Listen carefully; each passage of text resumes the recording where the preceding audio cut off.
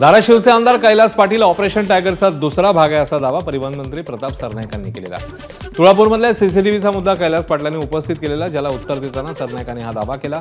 तर कैलास पाटलांनी सरनाईकांना उत्तर दिलंय. सीसीटीव्हीचा मुद्दा भरकटवण्यासाठी सरनाईक अशा पद्धतीची वक्तव्य करतायत असं कैलास पाटील म्हणाले.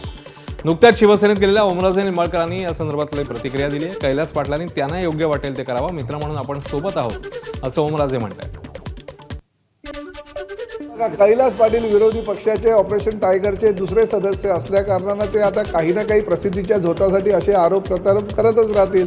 चायनीज कॅमेरे आहेत, असे कॅमेरे आहेत, जापनीज आहेत, कुठल्या देशातनं कुठले कॅमेरे ते फिरून त्यांनी त्या कंपनीची नावं काढलीत हे आम्हाला कल्पना नाहीत. कैलास पाटील कुठे जातात, काय करतात, किती वाजता घरी जातात, किती वाजता तुळजापूरला येतात याची सगळी माहितीसुद्धा त्या CCTVच्या कॅमेऱ्याच्या माध्यमातून आम्हाला मिळणार, जेणेकरून आम्हाला आमचं ऑपरेशन टायगर सोपं होईल. तुळजाभवानीच्या सुरक्षेला जर तुम्ही टिंगल टावळीत घेत असाल, त्याला चायनीज जापनीज असं म्हणून काहीतरी तुम्ही तो विषय दुसरीकडे डायव्हर्ट करण्याचा प्रयत्न करत असाल ऑपरेशन टायगरच्या बाबतीत, हे अत्यंत दुर्दैवी आहे.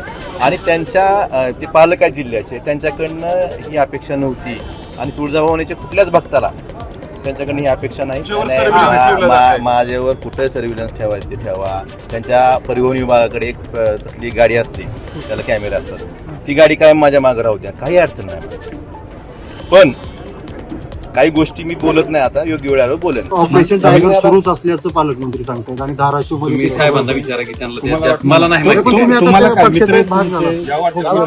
पुन्हा एकदा ओके पॅटर्न चालू मला एवढं सांगतो की मित्र म्हणून त्याच्या भावनेचा आदर करणं, त्याचा सन्मान करणं ही मित्राची जबाबदारी असते. त्याच्यामुळं मैत्री आहे ना, मैत्री 100% कायम आहे. पण राजकीय निर्णय घेण्याच्या बाबतीत त्यांना जे वाटतंय तशा पद्धतीचा योग्य निर्णय तिने घ्यावा हीच